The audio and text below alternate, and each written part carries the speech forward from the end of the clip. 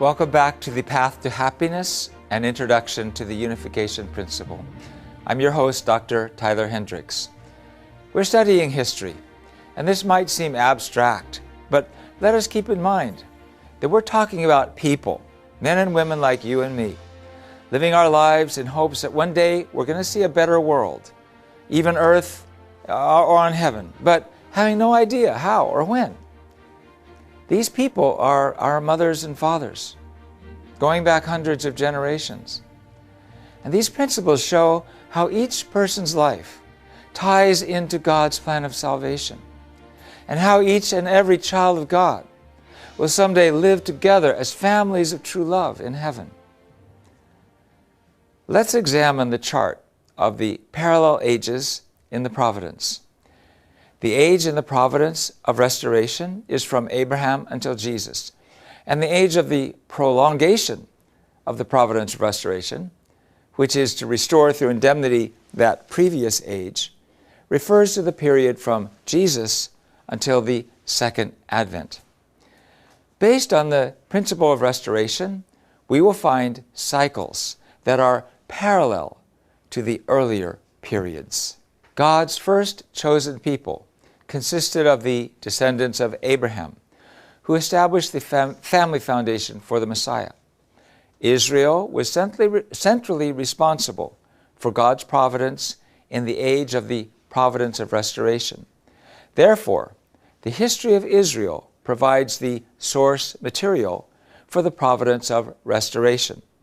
This age is made up of a 400-year period of slavery in Egypt, a 400-year period of rule by judges, a 120-year period of a united kingdom, a 400-year period of divided kingdoms, north and south, a 210-year period of exile and return, and a 400-year period of preparation for the Messiah. However, after the rejection of Jesus and his resurrection and founding of Christianity, the age of the prolongation of the providence of restoration began, and the Christians became centrally responsible. The history of Western Christianity provides the source materials for the providential history in this age. The purpose of this age is to restore through indemnity the previous age, which was lost, and therefore it is parallel to the 6 stages of the previous age. We have a 400-year period of persecution in the Roman Empire, a 400-year period of a regional church leadership, a 120-year period of united Christian empire, a 400-year period of divided empires, east and west, a 210-year period of the papal exile and return, and a 400-year period of preparation for the second advent. Let's go into these stages in a bit more detail. First, there was the 400-year period of slavery in Egypt. In order to restore through indemnity, Abraham's mistake in his offering centered on Jacob and his 12 children. 70 families entered Egypt and toiled in slavery for 400 years. This period was the image parallel to the 1600 years from Adam to Noah, and was to restore that earlier period through parallel indemnity conditions. Second was the 400-year period of the judges. After the Israelites' exodus from Egypt in BC 1446, they entered Canaan. After Joshua led the Israelites into Canaan, 15 judges governed the tribes. After the first 12 judges, beginning with Othniel, were Samson, Eli, and Samuel. The judges filled the triple responsibilities of prophet, priest, and king. This period was the image parallel to the period of the 400 years from Noah to Abraham in the age of the symbolic parallels, and was to restore that earlier period through parallel indemnity conditions. Third was the 120-year period of the United Kingdom of Israel, BC 1050 to 931. This was a 120-year period of restoration through indemnity to restore Moses' 3 attempts, each 40 years long, to lay the foundation of faith for the national course to restore Canaan. Therefore, in the period of the United Kingdom, King Saul reigned for 40 years, King David for 40 years, and King Solomon for 40 years, making a total of 120 years. This period was the image parallel to the period of 120 years from the time Abraham left Haran until Jacob purchased the birthright from his brother, and was to restore the earlier period through parallel indemnity conditions. Fourth was the 400-year period of the divided kingdoms of north and south, where the northern kingdom was destroyed by the Assyrians in 722 BC, and the southern kingdom eventually was destroyed by the Babylonian Empire and taken into exile in Babylon in 586 BC. This period was the image parallel to the 40 years from Jacob's purchase of the birthright from Esau with bread and lentils until he received the blessing of his father Isaac and fled to Haran, and was to restore the earlier period through parallel indemnity conditions. Fifth was the 210-year period of Israel's exile and return.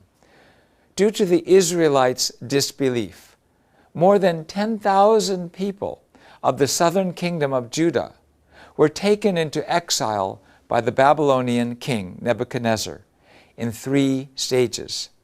After nearly 70 years of captivity, Babylon fell to King Cyrus of Persia, who issued a royal decree liberating them. They returned to Jerusalem also in 3 stages.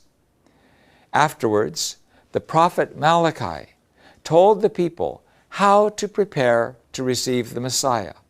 This period, from when the Jews were first taken into exile in Babylon until Malachi's prophecy, is the period of Israel's exile and return. This period was the image parallel to Jacob's 21-year period in Haran, and was to restore the earlier period through parallel indemnity conditions. Sixth is the 400-year period of preparation for the advent of the Messiah. After the Jewish people returned to their homeland, they built the Second Temple and the city walls, and based on Malachi's prophecy, began as a nation to prepare for the Messiah.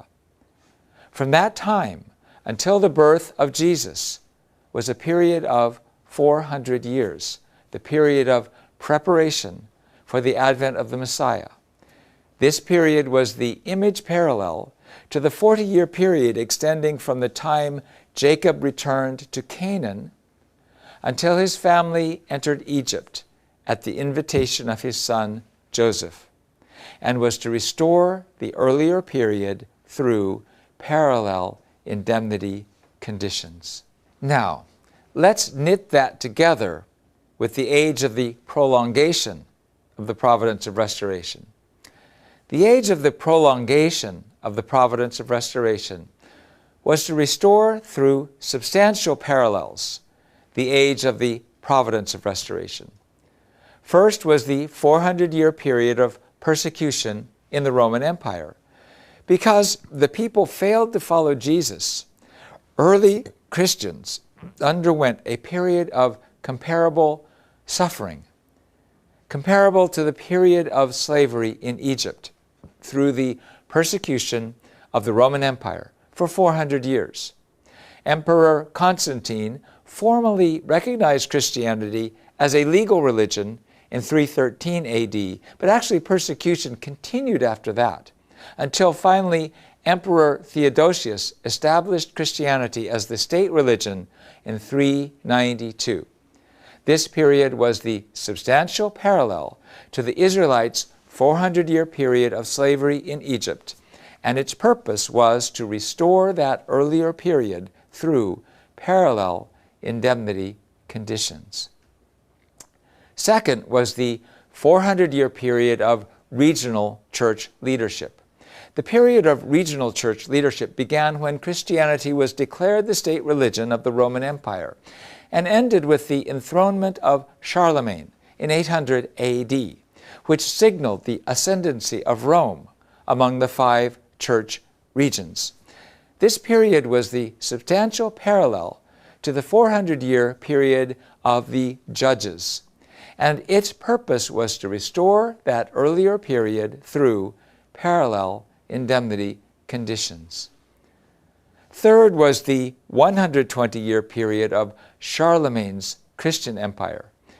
This period of 120 years began with Charlemagne's enthronement as the emperor crowned by the Pope, and ended after 3 generations in 919, when Henry I was elected king of the German lands.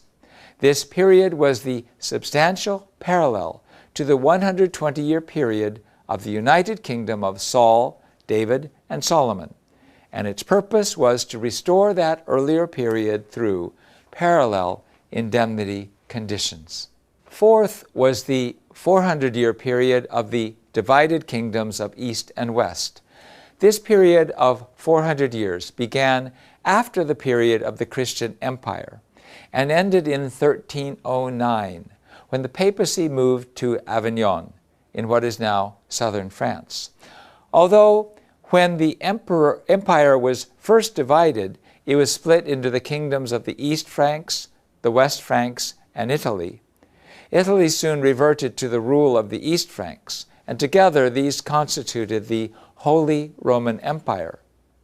This period was the substantial parallel to the 400-year period of the divided kingdoms of North and South after Solomon, and its purpose was to restore that earlier period through parallel indemnity conditions.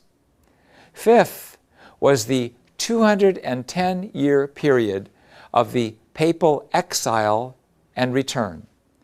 The earlier period was from when the Jewish people of the kingdom of Judah in the south became faithless and failed to uphold the holiness of the temple, and were consequently taken into exile in Babylon until they returned to Israel and rebuilt the temple, a period of 210 years.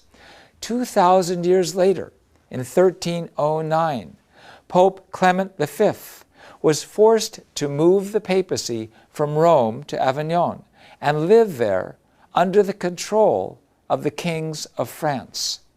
Later, the papacy returned to Rome, but the instability continued. This period lasted 210 years and led up to the Protestant Reformation in 1517. Sixth was the 400-year period of the preparation for the second advent of the Messiah. This period was to restore the earlier preparation for the advent of the Messiah, starting after Malachi's prophecy and leading to the birth of Jesus Christ through parallel indemnity conditions. By these parallels, 400 years after Martin Luther's renunciation of Roman authority would bring us to the eve of the second advent of Christ on earth. Luther's Protestant Reformation opened the way for free Christian churches by rejecting the absolutist system centered on the Pope. The Bible was translated into English, German, and other popular languages, allowing anyone to have the freedom to practice their faith directly from the Bible. It was a revolutionary change. This gave birth to populist faith, which allows the individual the freedom and responsibility to recognize the second advent of the Messiah.